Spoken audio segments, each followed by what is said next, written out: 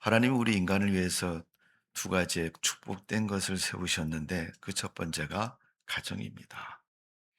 에덴 동산에서부터 세상 종말까지 하나님은 가정을 통해서 축복하시고 가정을 통해서 우리 개개인에게 또 신앙을 하나님은 늘 관리하시고 축복하시고 가르쳐 주실 겁니다.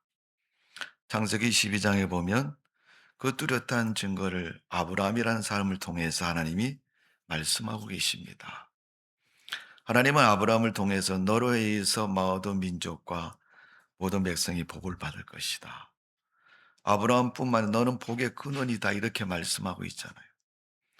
여러분 우리 물이 흐르는 샘물 여러분 샘이 땅속에서 근원적으로 솟아나는 것처럼 하나님이 주시는 축복이고 하나님이 하시는 일이 아브라함을 통해서 이루어지기를 시작한다고 말씀하셨고 그 복은 온 천하 동서남북으로 흘러서 복된 세상을 만든다고 말씀하셨습니다. 그리고 하나님이 또 하나는 교회를 우리에게 세우셨다. 교회를 주셨다. 마태복음 19장에 보면 교회에 대한 이야기는 예수님께서 베드로를 통해서 말씀하셨습니다. 신앙을 고백하는 베드로에게 너를 통해서 하나님이 성전을 세우시고 교회를 세우시겠다. 세상의 어떤 것도 교회를 무너뜨릴 수 없고 넘어지게 할 수 없다고 말하고 있습니다. 오늘 우리는 하나님을 믿는 믿음의 가정으로 성도로 살고 있고 또 하나님을 섬기는 주의 백성들의 공동체인 교회를 소속되어서 섬기고 살아가고 있습니다. 이 두 가지의 축복의 근원을 가지고 사는 사람이 성도이고 하나님의 백성들입니다. 근본적으로 포도원을 말하면 하나님은 성경에서 포도원에 대한 의미를 오늘 본문에도 있지만은 하나님은 포도원 주인을 하나님이라고 말씀하고 있습니다. 그리고 포도원은 천국, 하나님 나라, 또 교회, 사명의 현장 이런 의미로 사용이 되고 있습니다. 뿐만 아니라 포도원 나무는 예수 그리스도라고 말하고 있고 요한복음 15장에 말한 것처럼 너희는 가지다. 그래서 성도들은 포도나무에 붙어 있는 가지라고 표현하고 있습니다. 그리고 열매, 믿음의 삶을 말하는 것이고 성령의 열매를 말하는 것이고 선한 행실을 가르쳐서 말씀하고 있습니다. 근데 여러분 요한복음 15장에 말씀한 것처럼 문제는 가지가 열매를 맺지 못했다. 그래도 잘라서 버린다고 말씀하셨습니다. 열매를 맺지 못한 이유에 대해서 여러분 많은 이유가 있지만은 가장 중요한 것은 가지가 나무에 붙어 있어야 된다. 그렇지 않으면 열매를 맺지 못한다라고 말씀하고 있습니다. 뭐 열매만 못 맺겠습니까? 말라서 비틀어지고 쓸 수 없는 가지가 될 것입니다. 이는 성도가 교회를 통해서 하나님의 말씀에 붙어 있고 그의 삶의 현장이 선교와 또 믿음의 현장이 되어서 하나님 백성으로 살아가는 그의 믿음의 삶을 가르쳐서 말씀하고 있는 것입니다. 오늘 하나님께서는 이사야 선지자를 통해서 포도원의 축복을 말씀하셨습니다. 이 모든 것을 이루시는 것은 하나님이시고 이 말씀을 지키도록 선포하신 분은 하나님이십니다. 오늘 여러분 우리가 하나님의 그 거룩한 백성으로 살아가기에 부족함이 없도록 은혜를 베풀어 주셨으니 우리가 그 믿음을 가지고 살아가는 성도가 되어지기를 주님의 이름으로 축원합니다. 근데 어떻게 사는 것이 그 믿음으로 사는 것이냐? 명확하게 가르쳐 주고 있는 것은 바로 고린도전서 13장입니다. 여러분 고린도전서 13장 다 아시죠? 복음성가에도 있고 여러분 뭐 성경에도 기록되어 있고 많이 읽은 말씀입니다. 13장 1절에 보면 내가 사람의 방언과 천사의 말을 할지라도 사랑이 없으면 소리나는 구리와 울리는 꽹과리가 되고 내가 예언하는 능력이 있어 모든 비밀과 모든 지식을 알고 또 산을 옮길 만한 모든 믿음이 있을지라도 사랑이 없으면 내가 아무것도 아니요 내가 내게 있는 모든 것으로 구제하고 또 마음을 불사르게 내어줄지라도 사랑이 없으면 내게 아무 유익이 없느니라. 사랑은 오래 참고 사랑은 온유하며 시기하지 아니하며 사랑은 자랑하지 아니하며 교만하지 아니하고 무례히 행치 아니하며 자기의 유익을 구하지 아니하며 성내지 아니하며 악한 것을 생각하지 아니하며 불의를 기뻐하지 아니하며 진리와 함께 기뻐하고 모든 것을 참으며 모든 것을 믿으며 모든 것을 바라며 모든 것을 견디느니라. 성경은 사랑에 대해서 이렇게 기록을 하고 있습니다. 사랑은 내가 잘 되는 것이 아니라 나의 앞에 있는 상대가, 내가 사랑하는 사람이 잘 되기를 바라는 것이 사랑하는 사람의 마음인 것입니다. 여러분, 우리 2026년도 표가 뭡니까? 교회를 사랑하라. 내가 믿음 생활하는 성도라면 교회를 사랑할 수 있는 믿음을 가지고 삶을 사시고 믿음 생활하는 성도가 되어지기를 주님의 이름으로 축원합니다. 주님은 그 사랑의 믿음에 축복해 주신다고 말씀하셨습니다. 아무리 주님이 축복해 줘도 여러분, 그 믿음을 담을 수 없으면 다 우리가 수리할 수 없는 겁니다. 요즘 우리가 장마철이니까 비가 많이 내립니다. 비가 많이 내리는 것은 여러분, 예전하고 많이 상황이 달라져서 요즘 비가 오면은 단시간에 많이 내립니다. 그래서 사람들이 게리라성이라는 말을 씁니다. 갑자기 우리가 생각하지 못했던 큰 분량으로 비가 내리는 모습을 볼 수 있습니다. 더욱이 그런 비가 내릴 때는 여러분, 비가 10mm 온다 그러면 50mm짜리 그릇을 갖다 놓고 받아야 받을 수 있는 거예요. 왜? 생각보다 많이 내리니까. 우리가 살아가는 삶의 현실의 모습이 그렇게 자꾸 변하고 바뀌어지고 있습니다. 그런 가운데서 우리가 어떻게 주님을 사랑하고 주님을 믿고 주의 백성으로 살아갈 수 있느냐 하는 것은 정말로 우리의 믿음을 잘 지켜나가는 그런 생각과 준비가 되어져 있어야 됩니다. 제가 주일날 오후마다 이제 베드로에 대해서 말씀을 드렸는데 예수님 분명히 베드로에게 너 세 번 나를 부인해 이렇게 말씀을 했고 또 베드로도 기억을 하고 있습니다. 근데 예수님은 그 말씀 내가 예수님 말씀 잘 들어야지 그렇게 하고 부인한 게 아니라 그는 부인한 이유가 자기 목숨 때문에 예수님을 세 번 부인합니다. 위기 앞에서 그런 모습 된 것처럼 원래 여러분 우리의 삶의 모습들은 대부분 다 위기가 많이 찾아오고 위기 속에 있는 걸 볼 수 있습니다. 그러기에 우리는 위기에 대해서 완벽하게 대비할 수 있다는 것은 아니지만 그래도 준비하고 생각할 수 있는 그런 지혜와 명철이 있어야 돼요.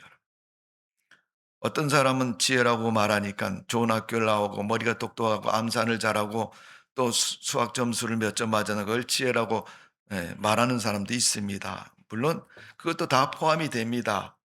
그러나 우리 성도들에게 하나님 말씀하시는 지혜는 하나님 말씀을 어떻게 깨닫고 어떻게 살아가느냐. 그것이 지혜로운 삶인 거죠. 어떤 사람은 말을 잘해갖고 이 말을 하면 이렇게 변명하고 저렇게 변명하고 이 말하고 저 말하고 하면서 미꾸라지처럼 쏙쏙쏙 잘 빠져나가는 사람. 와, 잘하네. 지혜로운 사람이네. 그거는 제일 멍청한 일입니다, 여러분. 하나님의 법과 섭리는 그런 것을 용납하지 않습니다. 오히려 하나님은 무지할 만큼 선하고 착한 사람을 오히려 더 높이고 가치 있게 생각하시는 거예요. 우리가 위기가 찾아왔을 때 어떻게 인간의 방법과 수단을 가지고 빠져나가고 해결하느냐. 그런 방법보다는 내가 하나님 앞에 무릎을 꿇고 기도하고 믿음으로 어떻게 하나님의 은혜와 동행할 수 있느냐. 그것이 진정한 지혜의 가치를 가진 사람의 모습이고 그런 모습으로 믿음 생활을 해야 되는 것입니다. 하나님이 포도원을 축복하신 것은 포도원은 이스라엘 민족을 말하기도 하고 온라인 믿음의 삶을 사는 성도들의 교회를 의미하고 말씀하고 있는 겁니다, 여러분. 고린도서 13장에 사랑을 말한 것은 남녀 간의 사랑도 있지만은 부모가 자식을 사랑하는 사랑도 있지만은 성도가 하나님을 사랑하는 그 사랑도 포함되어 있습니다. 우리가 하나님을 사랑하기 전에 우리에게는 이미 하나님을 통해서 아가페의 사랑을 입은 성도입니다. 그러므로 우리는 그 아가페 사랑을 갚지는 못해도 인정할 수는 있어야 되잖아요. 여러분 경험하셨을 거예요. 누구에게 내가 친절하게 마음을 주고 대했는데 그 사람이 나를 배반하면 어떤 생각이 들어요? 우리가 세상적인 논리로 봐도 여러분 용서가 되지 않잖아요. 하나님은 우리가 하나님을 사랑하기를 바라고 계십니다.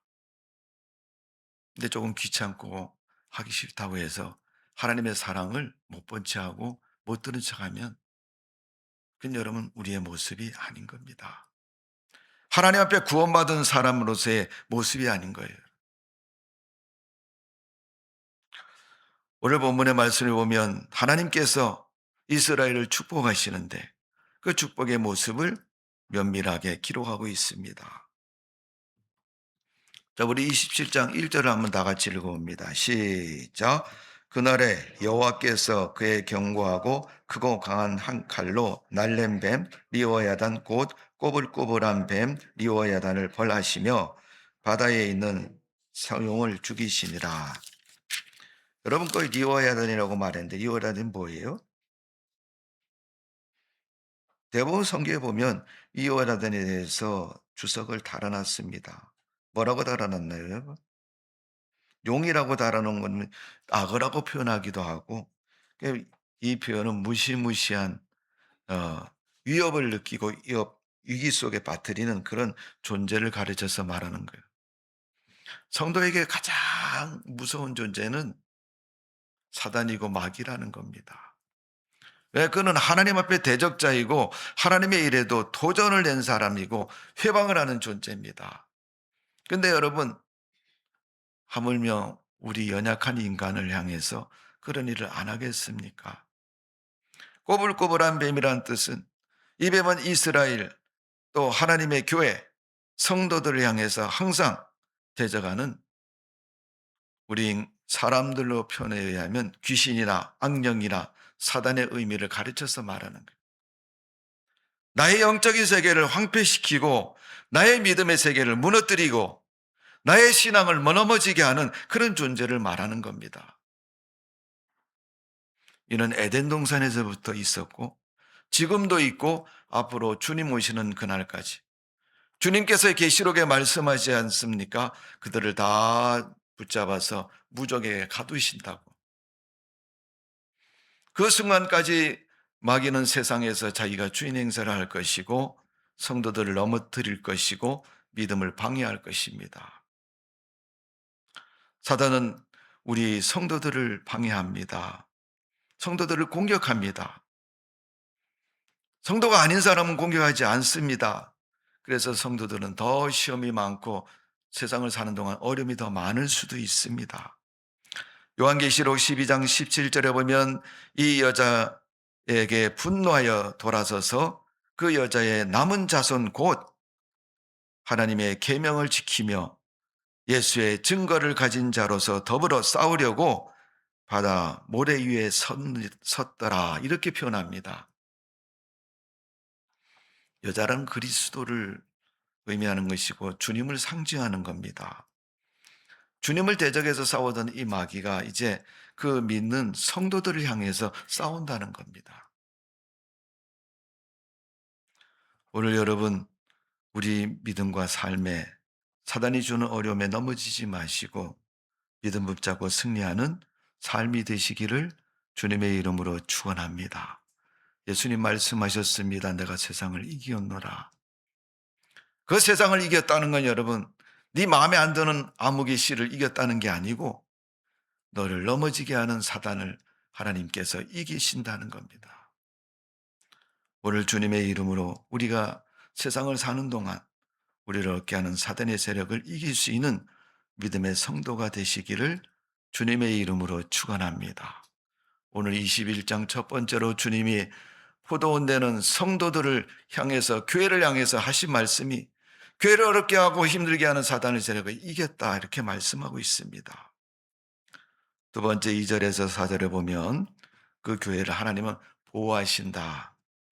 오늘 말씀 가운데 보면 그날에 너희 아름다운 포도원을 두고 노래를 부를지어다. 나 여호와는 포도원 지기가 되며, 하나님이 그 포도원 지기가 되는 교회에 다스리는 자가 되고 주인이 된다는 겁니다. 뭐 성경에도 말하고 있지 않습니까? 때때로 물을 주며 밤낮으로 간수가 아무든지 상해하지 못하게 하리로다. 나는 포도원에 대해서 노함이 없나니 진려와 형극과 나를 대적하는 싸운다 하자 내가 그것을 밟고 모아 불사르리라. 사단은 하나님을 이미 대전했기에 하나님은 그 존재를 알고 계시고, 그가 성도를 공격할 때 하나님은 거기를 찾아가셔서 공격하지 못하게 하시고, 넘어지는 성도를 얼른 붙잡아 주시고, 또 시험에 드는 성도들을 시험에서 벗어나게 하시고, 간혹 가끔가다 교회에 빠져도 하나님이 아무 일 없게 막아주시는 거예요. 사단이 하는 것처럼 그냥 두면 여러분 영영 세상으로 갑니다. 불신에 빠집니다. 그래도 여러분 교회에 빠지면 사람들이 그러잖아요. 양심의 꺼리낌을 가져가지고. 예. 여러분 경기도 광주에 가면 우리 성결교회 번천교회라고 있는데, 그 교회 재밌는 게 뭐냐면 옛날에 예배당이 조그마하게 구건물이 있는데, 그 이제 최근에 크게 위에다가 예배당을 짓고 밑에는 교육관으로 사용합니다. 그래 가지고 교육관에는 뭘 하냐 하면 11시 예배 드릴 때 11시 땡 하면은 안내원이 저 뒤에서 문을 탁 걸어 잠궈 버립니다. 그럼 못 들어오잖아요. 그러면 못 들어온 사람, 시간이 늦어져서 못 들어온 사람 교육관에 가서 영상으로 예배를 드리는 거예요. 얼마나 민망하겠어요, 여러분. 만약 우리 교회도 잠궈 버리면 아마 교회 안 나온 사람이 있을지 모르겠어요. 아, 무슨 교회가 사랑이 없어. 왜 벌써 문들 잠그고 그래. 1분밖에 안 늦었는데 1분. 예. 1분 늦으나 10초 늦은지 뭐 늦은 건 마찬가지잖아요. 마태복음 예수님의 열 처녀의 비유를 사람들이 읽으면서 그런 얘기를 많이 한다 그래요. 아니 신랑이 지 맘대로 오고 우리 보고 시간 안 맞췄다 그러면 말이 되냐. 그러면 성경의 시간은 항상 그런 것이 있어요, 여러분. 그러니까 믿음 생활할 때 그걸 여러분 잘 아는 사람, 그 믿음 그걸 이해하고 믿음 생활하는 사람은요 절대 시험에 안 듭니다. 근데 그걸 이해를 못하고 예, 신앙생활하는 사람은 맨날 시험에 들어. 자기 마음에 안 들면 아닌 거예요. 하나님이 맞다 그래도 아닌 겁니다. 그러니까 시험에 들죠. 그리고 자기가 정한 법이 하나님보다 더 높은 법이야. 그래서 그 법을 가지고 사람들에게 뭐라고 물어요. 그럼 듣는 사람은 왜 그러냐 그러고 싸움이 납니다. 그러면 옆에서 마귀가 박수를 막 칩니다. 야, 잘한다, 잘한다. 예, 김씨이겨라, 박씨이겨라, 최씨이겨라, 막 그러니까. 결국은 그것을 인해서 감정이 상하고 신앙생활에서 떠나는 사람도 많아요. 여러분. 그래서 교회에서 여러분 대명사 같이 하는 말이 너 교회 다니니까 사람 보고 다니냐 하나님 보고 다니지, 이 말이 나오는 거예요. 하나님이 그렇게 교회를 사랑하시고 다독여 주시고 축복하셨음에도 다 나 몰라라 하고 내가 주님을 믿는다고 말하자. 믿음이라는 것은 곧 여러분 다른 말로 표현하면 사랑이라고 표현한다면 여러분 어떻게 성립이 되겠어요, 그게? 그건 성립이 돼야 됩니다. 내가 주님을 믿는 믿음과 내가 주님을 사랑하는 사랑과 성립이 돼야 돼. 믿음은 눈에 보이지 않기 때문에 입으로 고백하면 너 믿음이 있다 이렇게 얘기하지만, 사랑은 여러분 눈에 보이는 거기 때문에 사랑으로 살지 않으면 저 거짓말쟁이야 이렇게 말을 하는 거예요. 남녀 간에 여러분 사랑도 그렇잖아요. 수없이 여러분 연애를 하면서도 자기 나 좋아 물어보고 또 물어보고 계속 물어보는 거 뭐예요? 사랑의 실체를 확인하고 싶은 거잖아요. 우리가 믿음의 실체를 확인했을 때 하나님께서 기뻐하시고 하나님께서 축복하신다는 얘기입니다. 오늘 포도원의 축복이 여러분의 축복 되시기를 바랍니다. 다른 사람의 축복이 되지 마시고. 여러분 축복이라 그러면 사람들 다 눈이 동그래져 가지고 "그건 내가 받아야지." 이렇게 얘기하잖아요. "일하는 거는 네가 해라." 그러면 "나 안 해." "축복은 네가 받아." 그러면 "좋아." "축복 저 사람에게 줄까?" "아 싫어. 왜 걔를 줘. 나를 줘야지." 오죽하면 여러분 우리나라 말에 그런 얘기 있잖아. "네 돈도 내 돈이고 내 돈도 내 돈이다." 오늘 여러분 우리가 세상을 살면서 주님을 사랑하는 믿음을 가지시기를 바랍니다. 보이는 교회를 사랑하는 것이 다는 아니지만 주님을 사랑하는 하나의 방법이고 모습입니다. 교회를 사랑할 수 없거든 여러분 성경책이라도 좀 사랑하십시오. 사랑하면 가까이 두고 가까이 하는 것이 사랑 모습 중에 하나지 않습니까? 그러면 여러분 성경책이라도 잠잘 때 옆에 두고 자다가 뻘떡 일어나서 펴서 좀 읽어보고 하나님 뭐라 말씀하시나 관심을 가지고 살아가는 것이 여러분 그런 모습 아닙니까? 오늘 2절에서 4절에 말씀한 것처럼 하나님 우리를 지키시는 분이요 우리에게서 어, 형극과 진료가 나지 않도록 하나님께서 뽑아주시고 막아주신다고 말씀하고 있습니다. 우리는 원래 태생이 죄인이기 때문에 여러분 사도 바울이 그래서 로마서 6장 23절에 모든 인간은 죄인이라고 말하지 않습니까? 죄를 지어서 죄인이 아니라 죄인으로 태어나서 죄를 가진 사람이 행하기 때문에 죄인이 되는 겁니다, 여러분. 그리고 죄를 범하는 것입니다. 누구든지 다 똑같습니다. 그러나 의인이 있습니다.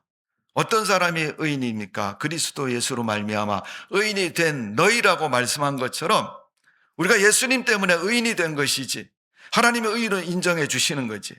그렇다면 여러분 그 인정하심이 무엇과 관련이 있는 거예요? 믿음과 관련이 있는 거 아닙니까 여러분?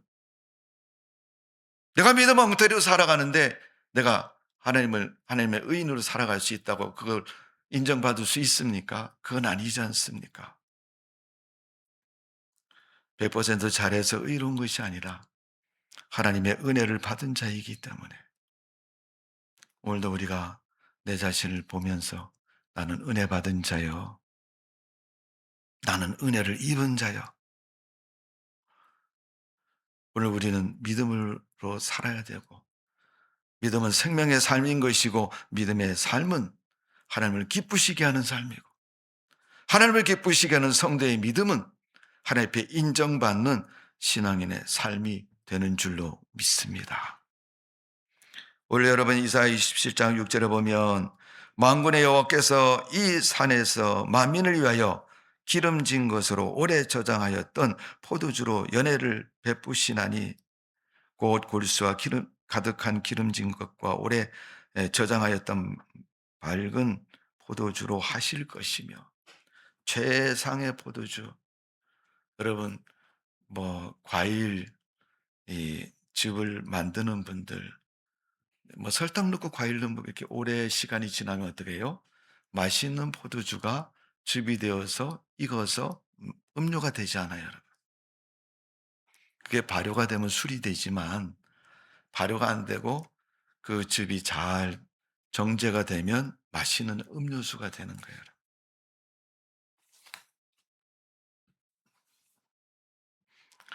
어떤 교회에서 성만찬을 하고 나서 교인들이 한 3분의 1 정도가 취했답니다. 그래서 아니 이번 성만찬은 왜 이렇게 독해? 성만찬을 준비한 그분이 아무 말도 안 하고 가만히 계신. 나중에 목사님이 개인적으로 물어봤대요. 아 권사님 왜 이번에 성만찬이 그렇게 독해요? 그랬더니 목사님 제가 아무 말도 못했는데요. 거기다 소주 조금 탔어요. 그걸 왜 타셨어요? 그래. 너무 밋밋한 게 맛이 없는 것 같은데. 그분은 100%술 먹는 사람이에요, 여러분. 평소에 또 아니면 옛날에 먹었던 걸 잊지 못하고 머릿속에 잠재돼 있어 가지고 '아 이게 뭐 맛이 이래? 좀 독해야지.' 그러면서 탔을지 몰라요. 정말 여러분 순수한 포도는 오랜 시간 동안 묵을수록 맑고 청아하고 또 그 맛이 무엇과 비교할 수 없을 만큼 정결한 그런 맛을 냅니다. 요한복음 2 장에 예수님께서 만드신 포도주가 바로 그 포도주입니다. 사람들이 연회가 끝날 때쯤 돼서 주인을 불러가고 칭찬을 합니다. 당신은 이렇게 좋은 포도주를 두었다가 왜 이제 내놓습니까? 보통 사람들은 처음에 그걸 내놓고 칭찬받을 걸 다 받고 뭐 할 거 다 하고, 여러분, 신앙이 믿음의 정제가 되지 않으면 그런 모습이죠, 여러분. 그러나 정말 신앙이 바른 신앙 속에서 정제된 신앙을 가지면 그건 정말 감탄사가 나오는 신앙이에요.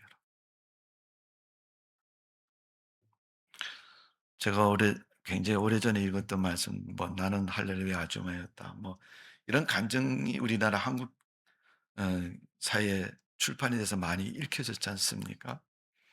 그런 분들의 삶의 그 간증을 읽어보면 정말 신앙이 삶의 정제가 돼 가지고 그 밑에 그 밑바닥에 정말 '이것이 신앙이다.'라고 생각할 만큼 믿음의 모습을 말하는 겁니다. 오늘 여러분, 주님은 우리의 포도원 지기가 되시고 또 포도원을 축복하시고 관리하시고 이끌어 가시는 분은 주님이십니다. 그 하나님께서 우리에게 바라는 것은 오직 포도나무의 열매가 달리기를 바라는 거예요. 근데 가지인 우리가 주님께 붙어 있지 않으면 열매 맺을 수가 없고, 그 가지는 주워다가 불에다 집어넣습니다. 태워버린다는 겁니다. 자, 오늘 6절에 말씀한 것처럼 하나님은 이스라엘에 대해서 그런 기대와 주님의 소망을 가지고 계십니다. 저장했던 맑은 포도주로 하실 것이다. 중에서도 저장했다가 아주 좋은 최상의 포도주를 만들어서 그것으로 하시겠다는 거예요. 왜 하나님이 우리에게 믿음의 삶에 고난도 주시고 어려움도 주시고 고통도 주시느냐? 그것이 너를 믿음 되게 하고 바른 성도 되게 하기 때문에 그런 것이다. 왜 교회에서 목사님은 이것도 하세요, 집사님 저것도 하세요, 왜 일을 시킵니까? 그분이 시간이 많아서, 힘이 많아서? 아닙니다. 그것을 알면서 주님을 알고 주님을 바로 섬기라고. 여러분, 자기 부모하고 목욕탕 가본 사람이 우리 아버지 어머니가 어떻게 생겼는가를 아는 거예요, 여러분. 옷 하나도 걸치지 않고 물로 몸을 씻을 때 그 몸을 씻기면서 자녀가, 우리 아버지가 우리 어머니가 여기 점도 있고 여긴 튀어나왔고 여긴 삐뚤어졌고, 그걸 아는 것처럼 주님의 은혜를 아는 사람은 입으로 내가 주님 은혜 받았다, 주님 압니다, 주님 교회를 몇 년 다녔습니다, 그걸로 아는 게 아니에요, 여러분. 믿음을 가지고 주의 말씀을 세상 가운데 살아갈 때, 고난과 역경 속에서, 어려움 속에서 진정으로 주님의 모습을 발견하고 주님의 모습을 배웠을 때 주님을 비로소 아는 것입니다. 그것을 아는 사람이 주님을 사랑하는 사람이고 믿는 사람입니다. 단면적으로 표현하면 교회를 사랑한다는 말은 그런 삶을 사는 사람을 말해주고 있습니다. 교회 일주일에 한 번 와서 예배드리고 가는 곳이 교회가 아닙니다. 우리의 신앙이 그런 신앙이 아닙니다. 우리는 세상을 살아야 되고 세상 가운데서 그리스도인으로 살아야 됩니다. 그게 다 하지 못해도, 조금만 하더라도, 10개 중에 한두 개만 하더라도 우리는 그 믿음을 가지고 세상을 살아야 됩니다. 그럼 7월, 8월 달은 주님을 사랑하는 마음을 가지고 성경을 좀 열심히 읽으세요. 창세기부터 사무엘 하까지 한번 쭉 읽어보시고, 하루에 여러분 성경 30장씩 읽으면 40일 동안 읽으면 성경 한 번 다 읽을 수가 있습니다. 한번 도전해 보십시오. 자, 오늘이 7월 25일이니까 8월 25일까지 내가 25일 열흘 더 하면 얼마예요? 9월 10일 정도까지 내가 성경을 한번 다 읽어보겠다. 하루에 30장씩 읽으시면 꼭 읽을 수 있습니다. 좀 시간은 걸리겠죠? 또 여러분이 해야 될 일 좀 이렇게 조정을 해야 되겠죠? 그렇더라도 한번 도전해 보십시오. 올여름 무더위 속에 내가 가장 큰 소득이라면 내가 창세기부터 요한계시까지 한번 읽었다. 여러분 얼마나 거기에 대한 자부심이 있습니까? 오늘 여러분 우리가 그 믿음의 예, 그런 자부심의 모습이 우리 신앙의 모습 속에 있어야 됩니다. 난 믿음 이렇게 살아왔어. 권사님, 집사님, 장로님 50년 동안 교회 다녔는데 어떻게 하셨습니까? 그러면 대답이 없어요, 여러분. 뭐 어떻게 한 게 있어야지. 옛날에 시업 시집살이 많이 한 며느리도 자기 며느리가 할 말이 있다는 거예요. 내가 시집 와서 우리 시어머니가 나한테 이렇게 했다라고 할 말이 있잖아요. 그런 게 아무것도 없는 사람은 여러분 할 말이 없는 거예요. 하나님 보좌 앞에 섰을 때 너 어떻게 믿음으로 살았냐고 물으면 내가 옛날에 이런 짓을 했습니다라고 얘기할 겁니까? 얘기 안 해도 주님은 이미 다 알고 계시잖아요. 주님이 원하시는 거는 당신의 말씀대로 살아왔던 그의 입술의 고백이 그 보좌 앞에서 들려지기를 바라고 계시는 거죠. 오늘 교회를 사랑하신 주님의 사랑, 여러분의 사랑 되시기를 바라고 여러분의 사랑 속에 하나님의 은혜가 늘 충만한 성도의 삶 되시기를 주님의 이름으로 축원합니다. 기도하겠습니다. 아버지 하나님, 교회를 세우시고 사랑하신 아버지 하나님, 우리가 교회 밖으로 떠나면 세상으로 가면 믿음 생활이 엉망이 되고 넘어지고 신앙생활을 할 수가 없습니다. 그러기에 우리는 주님만을 의지하고 주님만을 바라보고 주님의 백성으로 살아갈 수 있는 믿음의 삶이 되게 하여 주옵소서. 형편과 처지를 따지면 신앙생활을 할 수 없는 세상의 문제들이 많습니다. 그러나 그런 것들 다 제쳐놓고 신앙 제일 우선주의의 신앙으로 살아갈 수 있도록 도와주옵소서. 그런 믿음으로 살게 해 주옵소서. 예수님의 이름으로 기도하옵나이다. 아멘.